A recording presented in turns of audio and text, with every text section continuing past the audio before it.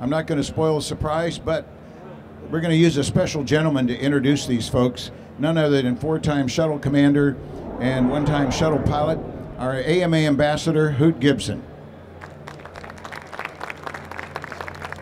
Thank you very much. Hey, it's a real pleasure for me to get to introduce a couple of my NASA colleagues who are going to tell you about some really exciting programs that they have been involved in. First of all, Leslie Monforton, who has been a lifetime modeler and won Top Gun with an F-86 that she built, a ducted fan F-86, a very, very accomplished modeler, and is continuing that career now in remotely piloted vehicles for NASA. Additionally, we have Mark Skoog, who will be talking to us about some exciting projects that he's working on. Among them, an automated collision avoidance system that has been tested for jet aircraft, military aircraft, but has some applicability to general aviation, to light aircraft, as well as model airplanes. He's going to make it impossible for us to crash our radio-controlled models, is what he's going to do. So without further ado from me, ladies and gentlemen, help me welcome Leslie Monforton and Mark Skoog. I got my own mic. Thank you very much for that fine introduction, Hoot, and thanks to the Academy of Model Aeronautics for inviting us here, and also thanks to the convention folks. My name is Leslie Monforton, and I'm going to give you my presentation. Oops, we didn't bring it up yet. Okay, I'm going to present the INSPIRE program. How many of those out there in the audience have students between 9th grade and 12th grade? Well, I want to tell you, NASA has a lot of programs for you. INSPIRE is just one of them. And in the last 2 years, we've had what they call a summer experience, where they come out, where a group of high school students come out and work as a team. This is kind of unusual. Most of the centers don't do that. They separate the students and give them individual mentors. Well, in this case, we have 8 to 10 students that come out. They're put together as a team. They work as a team. They work with other NASA co-ops that help with the leadership. And so that's what I'm trying to present here. And INSPIRE stands for Interdisciplinary National Science Program, incorporating research and education experience. And believe me, it is a very inspiring program, especially to people like me who are the mentors. So over the last couple of years, we've had Dave Voracek, which is our local sponsor. We've had mentors Brian Taylor, Janu Itakula, Oscar Moreau, and we've also had another advisor that's been very important to the students, Al Bowers. Not to mention the fact that everyone at Dryden actually ends up contributing one way or another, because the students always have questions. They get sent to a certain area to find out those answers, and everybody takes time to help out with the students. It's a very rewarding program for us as well as the students. So there's the list of some of the other students that contributed. They come to work. It's actually a job. When they come out there to Dryden, they have to report to work on time. They stay the whole 8 hours. They do get some fun activities that get thrown in there for them, but for the most part, they have to basically learn the Dryden flight test process. And that includes learning basic aerodynamics. They get a couple of weeks in that. I teach them the weight and balance and how to do a grid system on the airplane. They come in, they do the moments of inertia. That's where we swing the airplane. You'll see that in one of my slides. They also predict the performance of the airplane. I go out and fly it for them. They have to do all of the flight cards and so forth. So here's what the 2010 program students, they had to predict the flight performance of the airplane. So they had to predict how much thrust we had, what drag characteristics the airplane had, how much L over D the airplane had. Then they have to come down and create a program. So they have a preliminary design review that they have to present. They have to make their own slides and present this to the to various board members and so forth. And I'll show a slide on that. They also have to write an ops plan and develop the flight test cards that I fly the airplane by. And by the way, did I mention they have to do this in only 8 weeks? It's really a marvelous program. So the 2010 students they actually added a couple things. They built on the project from the 2010, and so the 2011, if you come down to the booth over there, you'll see the wingtip. We added a data probe and alpha beta vanes and several sensors to the aircraft. And so again, they had to do all of the presentations that the previous students did, and which includes a tech brief. And I believe there's a picture of the tech brief right there. And on the center table there are all the NASA managers that have to prove a flight. So they have to give this presentation, they have to answer all of the questions that might come up before we can actually go out and fly. This is the same process we do for any research aircraft. So this is the starting of a test day. We're out there, as you can see, on a Rosamond Lake bed, and the students are responsible for giving the crew brief before we can fly, and which includes any safety information, weather information, start and stop times, etc. And that's a picture of the students holding the airplane while I start the engine for them. Another picture showing they're pretty excited there.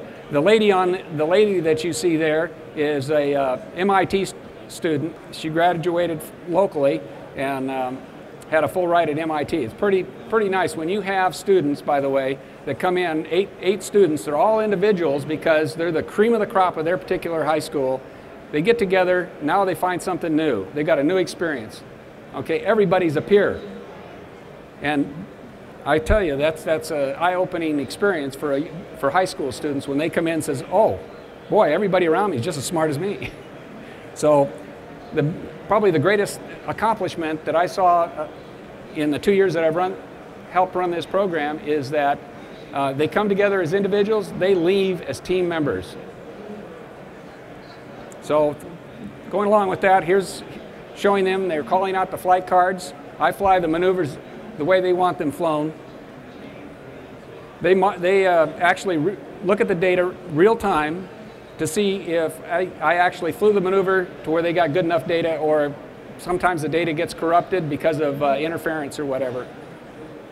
The other picture is showing the students where they were changing. Matter of fact, there's Victor in the picture. They're actually changing sensors, charging the airplane, and getting it ready for the next flight.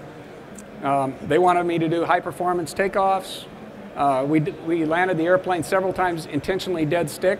This is so that when we gathered data, we didn't have the thrust properties correctly validated on the airplane. So they wanted to do maneuvers without having the thrust of the engine, which obviously results in a dead stick landing because I can't restart the airplane. The students contribute in every way. They pack it up, they unpack it, and you know, they're all things that I could do, but it's important to let them do the whole program. So in 2010, you can see from the data there, we had 5 hours of testing time. We had 13 takeoffs, obviously 13 landings. Total engine starts were 7, and obviously turnoffs were 7. This is student data. I just presented what they presented to me. Okay, for 2011, we added the sensors I told you about previously, and we also hooked up the autopilot into the flight controls, which we didn't have previously. Previously, we were only using the autopilot as a data system. This time, they wanted the autopilot to do some of the maneuvers.